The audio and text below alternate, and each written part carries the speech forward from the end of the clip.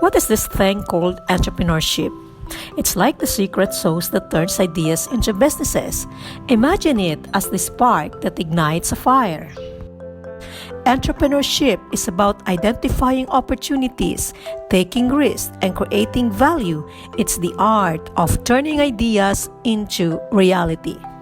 Entrepreneurship is not only applicable to business enterprises, it can also be done in schools, hospitals, and other social services institutions.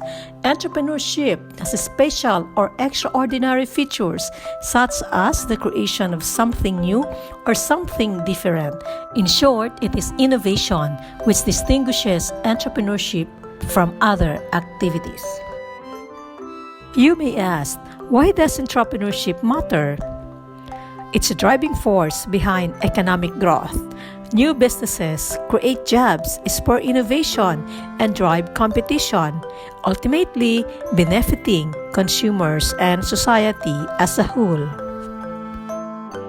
Entrepreneurship also fuels innovation. Think of all the groundbreaking products and services that have changed our lives.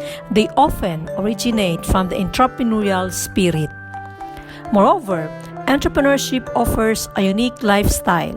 It provides the freedom to be your boss, set your hours, and pursue your passion. And there you have it, the essence of entrepreneurship, the art of turning dreams into reality. Now it's your turn. I want to hear from you. In the comments below, share one idea you've been toying with or a burning question about entrepreneurship. Let's build a community of dreamers and doers right here. And don't forget to hit that subscribe button because we're just getting started on this entrepreneurial journey.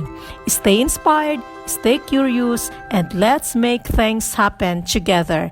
Until next time, keep that entrepreneurial spirit alive. Thanks for watching.